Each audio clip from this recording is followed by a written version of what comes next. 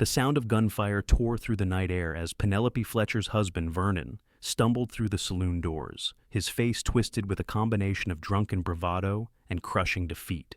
It was 1879 in Sheridan, Wyoming, and Penelope had just become the unwitting stake in a high-stakes poker game that would forever alter the course of her life. Penelope stood frozen behind the bar of the Rusty Spur, the saloon where she had been working to supplement her husband's meager and unpredictable income. At 30 years old, she had spent the last decade married to a man whose promises of prosperity had faded faster than the Wyoming sunset.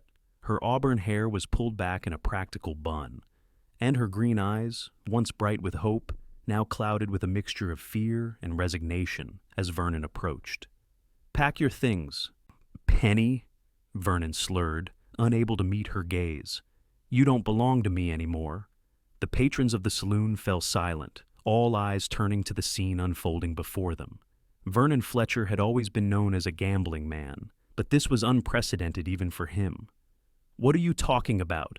Penelope asked, her voice barely above a whisper, though it seemed to echo in the silent room. "I lost you fair and square to Finley Grayson," Vernon replied, his voice devoid of remorse. "You're his property now." The name sent a chill down Penelope's spine. Finley Grayson was known throughout the territory as a skilled gunslinger and wealthy cattle baron. His reputation was complicated, feared by some, respected by others. He owned the largest ranch outside of town and rarely ventured into Sheridan except for supplies or the occasional card game. As if summoned by the mention of his name, the saloon doors swung open again, and Finley Grayson stepped inside. At 35, he cut an imposing figure tall and broad-shouldered, with dark hair that fell to his collar and eyes the color of a storm-filled sky. Unlike Vernon's disheveled appearance, Finley was impeccably dressed in a black duster coat, his movements confident and controlled. The entire saloon seemed to hold its breath as Finley approached. Penelope's hands gripped the edge of the bar so tightly her knuckles turned white. "Mrs. Fletcher," Finley said, tipping his hat slightly in her direction. His voice was deep and unexpectedly gentle. "I believe your husband has informed you of the situation." "You can't own a person," Penelope said, finding her voice despite the fear coursing through her. "I'm not a horse or a plot of land to be wagered in a card game." A hint of a smile crossed Finley's face. "On that, we are in complete agreement." Vernon, who had been swaying on his feet, suddenly lurched forward. "Now, see here, Grayson, a bet's a bet. You won her fair and square." Finley's expression hardened as he turned to Vernon. "I won your claim to her, which you had no right to wager in the first place." He turned back to Penelope. "Mrs. Fletcher, I have no intention of enforcing this ridiculous bet. You're free to stay with your husband if that's what you wish." The words hung in the air, and Penelope found herself caught in Finley's gaze. For the first time in years, someone was offering her a choice. "And if I don't wish to stay?" she asked, surprising herself with the boldness of her question. "Then I can offer you employment at my ranch," Finley replied. "As a housekeeper, you'd have your own quarters and fair wages." Vernon's face contorted with rage. "You can't just take my wife." "I'm not taking anyone," Finley said, his voice cool. "I'm offering Mrs. Fletcher a choice." Penelope looked at Vernon, the man who had just gambled her away, as if she were nothing more than a possession, and then back at Finley, who was offering her something she hadn't had in years: freedom. "I'll need time to gather my things," she said quietly. Vernon's face reddened. "Penny, you can't be serious. We took vows." "Vows you broke the moment you put me up as collateral in a card game," Penelope cut him off, feeling a surge of courage she hadn't known she possessed. The next morning dawned clear and crisp as Penelope stood outside the small cabin she had shared with Vernon for the past 10 years. Her few possessions were packed in 2 worn leather suitcases. Vernon had not returned home the previous night, likely drinking away his sorrows and his shame at the saloon. Finley arrived precisely when he said he would, driving a wagon pulled by 2 magnificent chestnut horses. He stepped down and approached her, his manner respectful and distant. "Are you certain this is what you want?" he asked. Penelope looked at the cabin one last time. It had never truly been a home, merely a place where she had existed. "Yes," she said with finality. "I'm certain." The journey to the Grayson Ranch took nearly 2 hours, giving Penelope time to observe the man beside her. Finley was not one for idle conversation, but when he did speak, his words were thoughtful and direct. He told her about the ranch's 3,000 acres of prime grazing land, with a herd of over 2,000 head of cattle, a staff of 15 ranch hands, and a cook named Hattie, who had been with the family for 20 years. "My parents built the ranch from nothing," he explained. "They passed 5 years ago. Influenza took them both within a week of each other.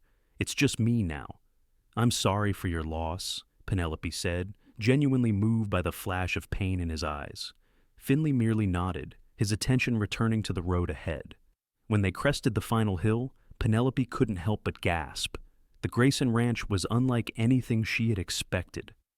The main house was a grand 2-story structure of timber and stone, with a wide wraparound porch. Several outbuildings dotted the property, and in the distance she could see cattle grazing on the rolling hills. "It's beautiful," she whispered. "It's home," Finley replied simply. Hattie was waiting for them on the porch, a stout woman in her 60s with silver hair and keen eyes that seemed to take Penelope's measure in an instant. "So, this is the new housekeeper," Hattie said, her tone neutral but not unkind. "Mrs. Penelope Fletcher," Finley introduced. "Mrs. Fletcher, this is Hattie Morgan. She'll show you to your quarters and explain your duties." With that, Finley excused himself, leaving Penelope in Hattie's capable hands. "He told me how you came to be here," Hattie said once they were inside. "Gambling a wife away. Never heard such nonsense in all my days." "Neither had I, until it happened to me," Penelope replied, feeling a strange combination of humiliation and relief. Hattie's expression softened. "Well, you're here now. Mr. Grayson runs a respectable house, and you'll be treated well.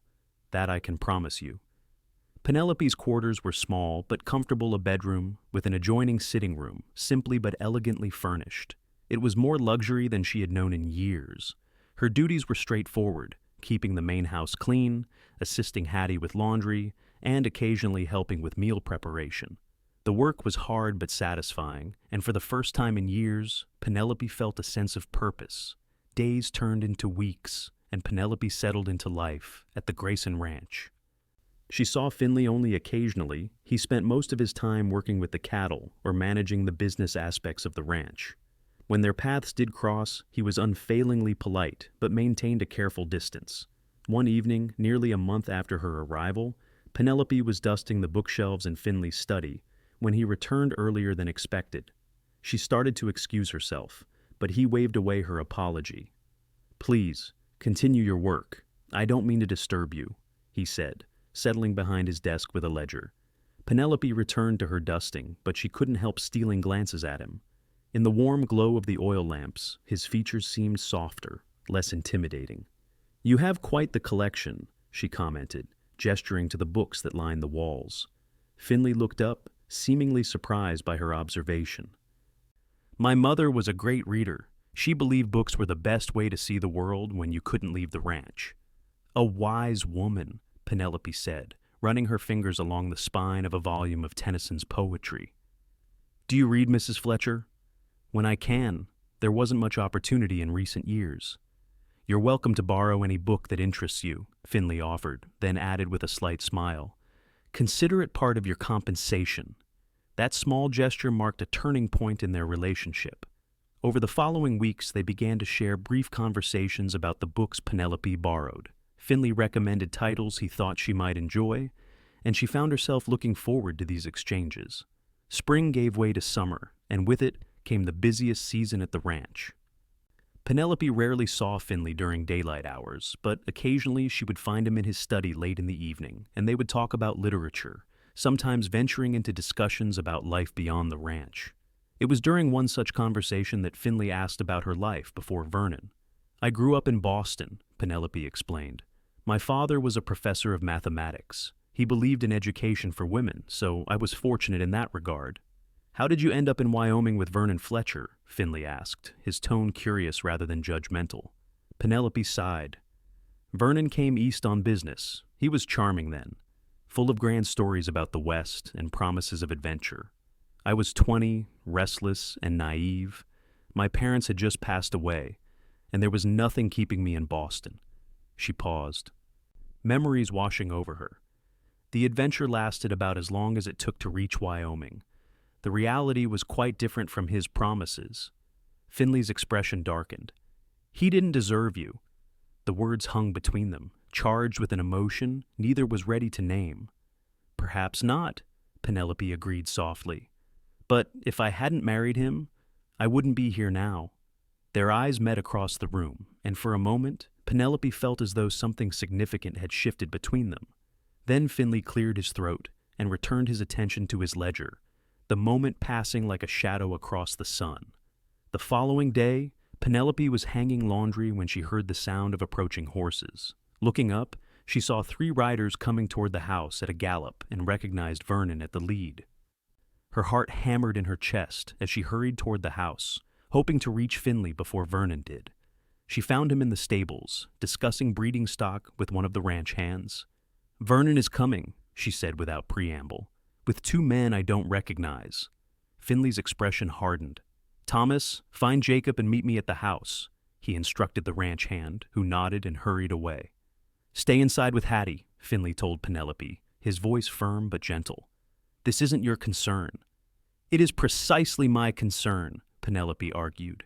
"He's coming for me." "Then I'll have to disappoint him," Finley replied, his hand resting briefly on the pistol at his hip.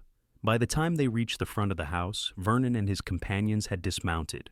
Vernon was clearly drunk, swaying slightly on his feet, his face flushed with anger or alcohol or both. "Grayson," Vernon shouted, "I've come for my wife." Finley positioned himself between Penelope and the 3 men. "Mrs. Fletcher isn't your property, Vernon. She made her choice." "A woman can't just leave her husband," one of Vernon's companions spoke up.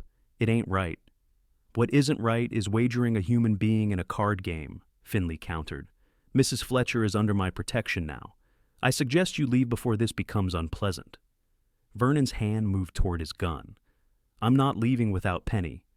"Yes, you are," Finley said, his voice deadly calm. "And you're going to do it now, while you still can." Thomas and Jacob appeared, both armed, flanking Finley. The odds had suddenly shifted, and even in his drunken state, Vernon could see it. "This isn't over," Vernon snarled, backing toward his horse. "It is," Finley assured him. "If you return, I won't be as hospitable." Vernon and his companions mounted their horses and rode away, Vernon turning to cast one last venomous glare at Penelope before they disappeared down the road. That night, Penelope couldn't sleep. She kept thinking about the look in Vernon's eyes, not love or even loss, but wounded pride and possessiveness. She had been nothing more to him than a possession, and the realization, while painful, was also liberating. Unable to find rest, she made her way downstairs, thinking a cup of tea might calm her nerves. She was surprised to find Finley in the kitchen, sitting at the table with a glass of whiskey. "You should be sleeping," he said when he saw her. "So should you," she countered, moving to the stove to heat water for tea. They sat in companionable silence for a while, each lost in their own thoughts. Finally, Finley spoke. "He won't give up easily," he said. "Men like Vernon rarely do." "I know," Penelope sighed. "I'm sorry to have brought this trouble to your door." Finley shook his head. "You have nothing to apologize for. The trouble is of Vernon's making, not yours." Penelope studied his face in the dim light of the kitchen lamp. "Why did you do it? Offer me a choice that night at the saloon?" Finley was quiet for a long moment, swirling the amber liquid in his glass. "Because no one should be treated as property," he finally said. "And because I saw something in your eyes that I recognized." "What was that?" "A longing for something more, for freedom." His eyes met hers. "I've spent my life on this ranch, bound by duty and family legacy. In some ways, I understand what it means to feel trapped." "You could leave," Penelope suggested. "Sell the ranch." Finley smiled sadly. "And then, what would I be? This ranch isn't just land and cattle, it's my history, my future." "There's a difference between choosing to stay and having no choice at all," Penelope said softly. They talked until the first light of dawn crept through the kitchen windows, sharing pieces of themselves they had long kept hidden. And in those quiet hours, something fragile and precious began to take root between them. Summer progressed, bringing with it long, hot days of work and brief, treasured moments when Penelope and Finley would find themselves alone. They never spoke of what was growing between them, but they both felt it in shared glances across the dinner table, in the brush of hands when passing a book, in conversations that stretched late into the night. Then, on a scorching August afternoon, disaster struck. Penelope was in the garden when she smelled smoke. Looking up, she saw black clouds billowing from the north pasture. Fire. The entire ranch sprang into action. Finley led a team to try to contain the blaze, while others worked to move the cattle to safety. Penelope and Hattie prepared food and bandages, knowing there would be injuries. Hours passed with no word from the firefighting crew. As dusk fell, Penelope could no longer stand the waiting. She hitched a wagon and loaded it with water barrels and supplies, ignoring Hattie's protests. When she reached the edge of the fire, the scene was chaotic. Men were fighting the flames with wet blankets and shovels, their faces blackened with soot. She scanned the crowd frantically, searching for Finley. "Where is Mr. Grayson?" she asked Thomas, who was gulping water from a canteen. "Last I saw, he was heading toward the old line cabin," Thomas replied, pointing to a ridge in the distance. "Said some hands might be trapped there." Without hesitation, Penelope grabbed a canteen and urged her horse toward the ridge. The heat was oppressive, the smoke burning her eyes and lungs. As she crested the hill, she saw the cabin and Finley struggling to free a support beam that had fallen, trapping one of the young ranch hands beneath it. She dismounted and ran to help, the two of them managing to lift the beam enough for the injured young man to crawl free. As they were helping him to her horse, a gust of wind sent a wall of flame toward them. "Run!" Finley shouted, pushing her ahead of him. They made it to a clearing, just as the fire engulfed the cabin. The young ranch hand was barely conscious, slumped over the saddle of Penelope's horse. Finley's face was streaked with soot and sweat, a gash on his forehead bleeding freely. "We need to get back to the main road," Finley said, scanning the area for the safest route. The fire's spreading too fast. They made their way slowly down the ridge, Finley leading the horse with the injured man, while Penelope followed, keeping watch for shifting flames. They had almost reached the road when Finley stumbled, his face contorting in pain. "You're hurt," Penelope realized, noticing for the first time how he favored his left leg. "It's nothing," he insisted, but when he took another step, he nearly fell. Penelope moved to his side, slipping her arm around his waist to support him. "Lean on me," she said firmly. By the time they reached the road, Finley was pale beneath the layer of soot, his breathing labored. A group of ranch hands spotted them and rushed to help, taking charge of the injured young man and helping Finley into a wagon. Back at the ranch, Penelope cleaned and bandaged Finley's wounds, a deep gash on his leg, and several minor burns along with the cut on his forehead. He endured her ministrations in silence, his eyes never leaving her face. "You could have been killed," he said finally, his voice rough with exhaustion and emotion. "So could you," she countered, securing the last bandage. "Why did you come after me?" Penelope's hands stilled. She looked up to find his eyes intense upon her face. "Because I couldn't bear the thought of losing you," she admitted, the words slipping out before she could stop them. Finley reached out, his calloused hand cupping her cheek. "Penelope?" he breathed, using her given name for the first time. The moment was broken by Hattie entering with fresh bandages and a pot of medicinal tea. Penelope stepped back, her cheeks flushed, and busied herself cleaning up the used bandages. The fire was finally contained the next day, but the damage was extensive, nearly 500 acres of grazing land destroyed, dozens of cattle lost, and the line cabin burned to the ground. The injured ranch hand, young Billy Matthews, would recover, but his arm had been broken in 2 places. Finley, despite his injuries, threw himself into the recovery efforts, working from dawn until dusk to salvage what he could. Penelope worried about him pushing himself too hard, but she understood his need to protect what was his.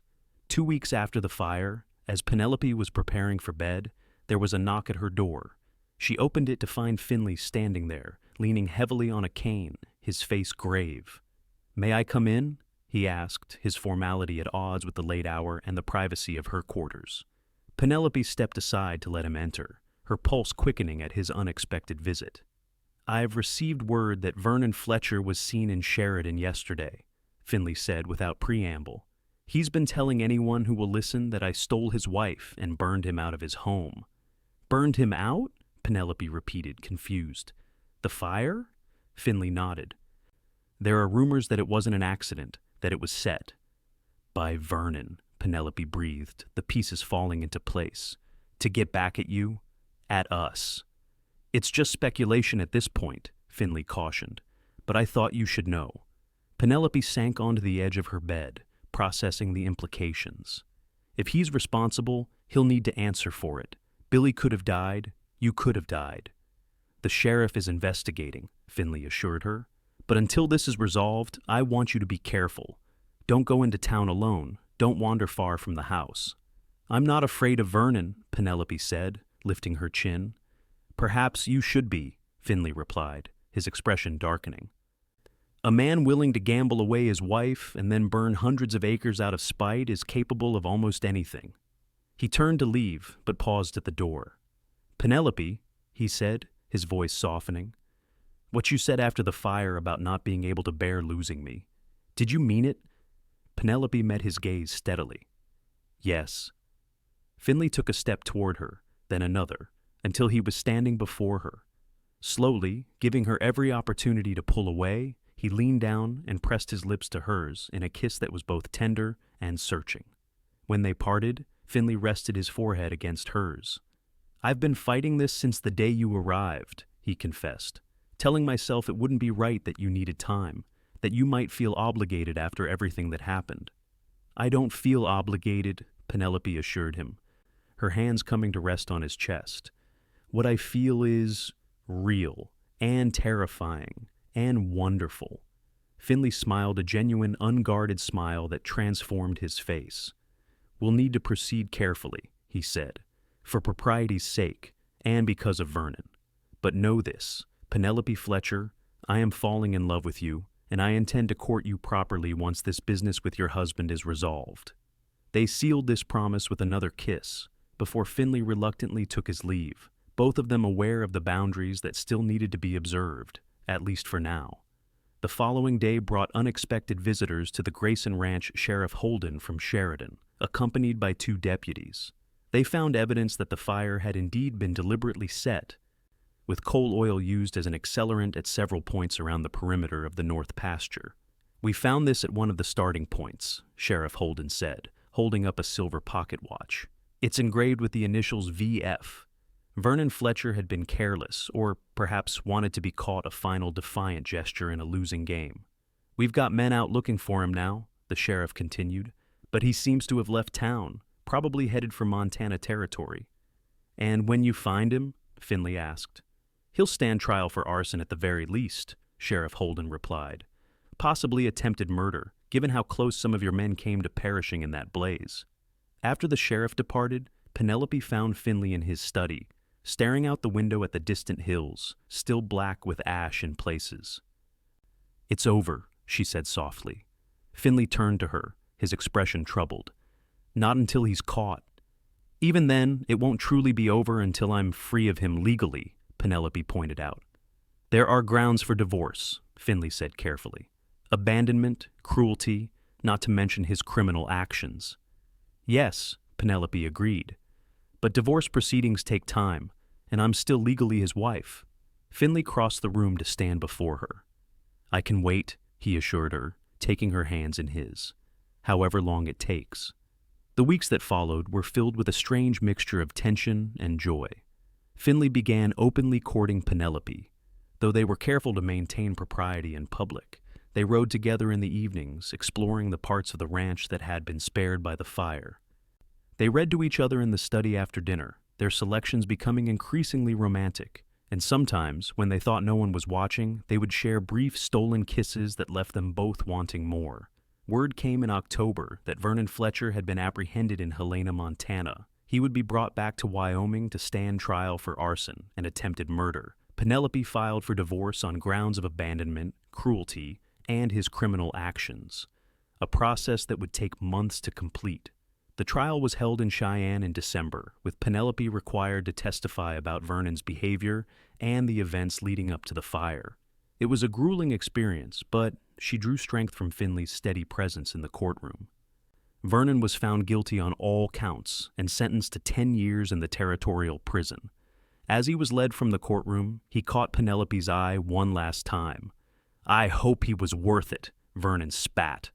Penelope looked at Finley, who had risen to stand beside her, his hand protectively at the small of her back. "He is," she replied simply, turning away from Vernon for the final time. The divorce was granted in April of 1880, nearly a year after the fateful card game that had changed Penelope's life. She and Finley rode back to the ranch from the courthouse in Sheridan, both quiet, lost in their own thoughts. When they arrived, Finley helped her down from her horse, but instead of releasing her, he kept hold of her hands. "I had planned to wait until this evening," he said, his voice uncharacteristically nervous. "I had a whole speech prepared, but I find I can't wait another moment." To Penelope's astonishment, he dropped to one knee there in the yard, heedless of the curious glances from the ranch hands and Hattie watching from the porch. "Penelope Fletcher, I have loved you since the moment you stood in that saloon and defied both your husband and me with your courage and dignity. You have brought light and joy back into my life, and I cannot imagine a future without you by my side."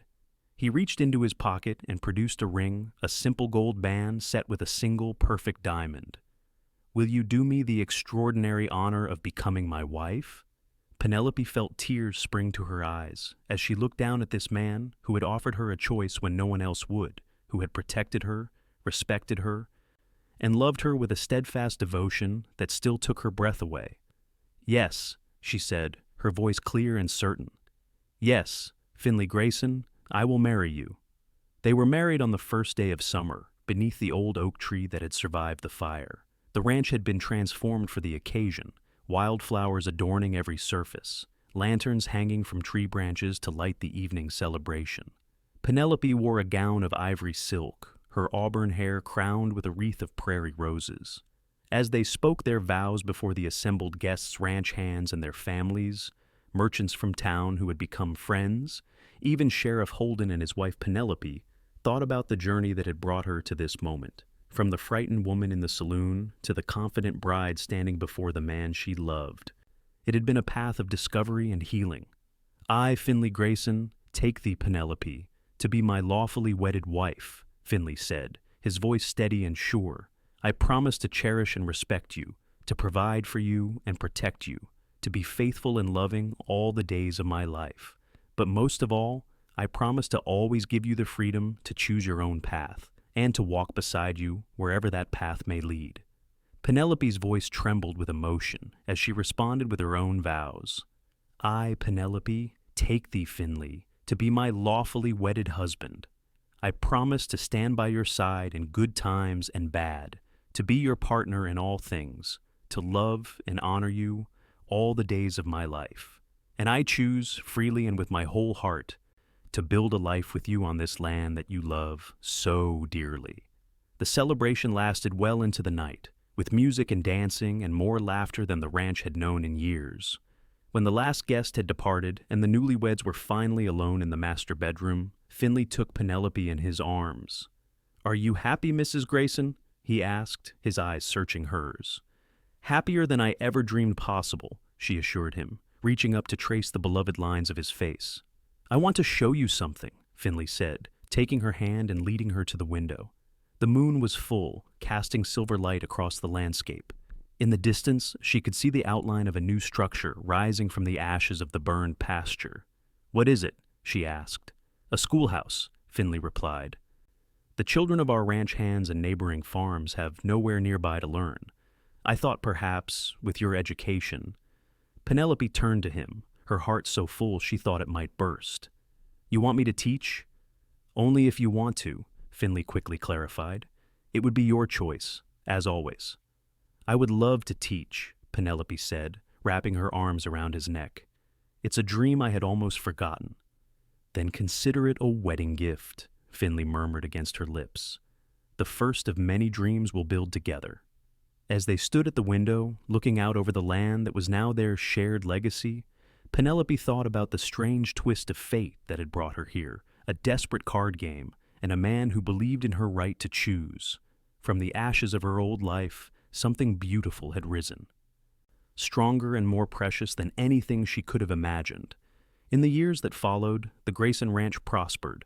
The schoolhouse flourished under Penelope's guidance, eventually growing into a proper school with 3 teachers and students from miles around. Finley and Penelope welcomed 2 children of their own, a son, Daniel, and a daughter, Emma, who grew up surrounded by books and horses and the vast Wyoming sky. And on quiet evenings, when the children were asleep and the work of the day was done, Finley and Penelope would sit together on the porch, watching the sun set over their land, their hands intertwined, grateful for the chance meeting and courageous choices that had given them their life together, a love born from the most unlikely of circumstances, yet stronger for having been freely chosen.